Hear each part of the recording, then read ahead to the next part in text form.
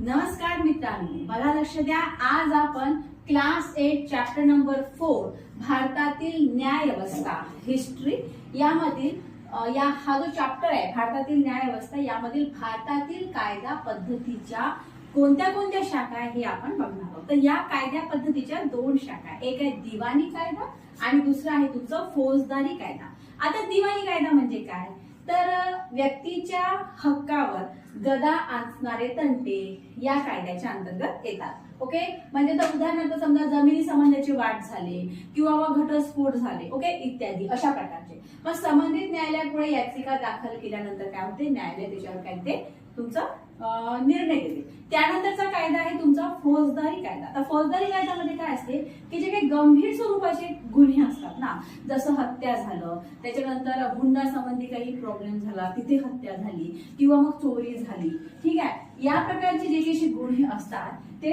फौजदारी कायद्यामध्ये येतात। मग आता इथे काय होते, तर प्रथम पोलिसांकडे माहिती अहवाल जातो, पोलीस याची चौकशी करतात आणि त्यानंतर मग कोर्टामध्ये गुन्हा दाखल होतो आणि गुन्हा सिद्ध झाला की मग त्याची जी शिक्षा असते ती सुद्धा भयंकर स्वरूपाची असते।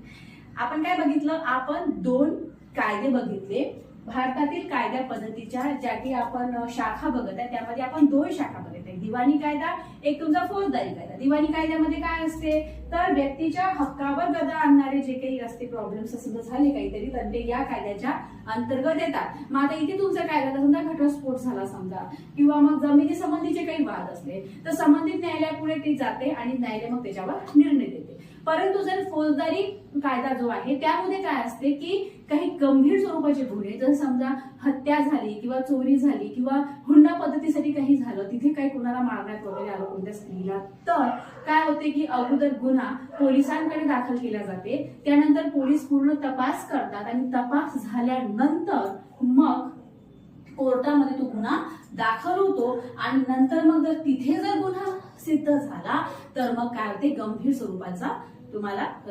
स्वरूपाची शिक्षा मिळते। ओके, हा आपला शॉर्ट व्हिडिओ झाला। अशाच नवीन शॉर्ट व्हिडिओसाठी प्रीती अकॅडमी हे चॅनल सबस्क्राईब करायला विसरू नका। थँक्यू।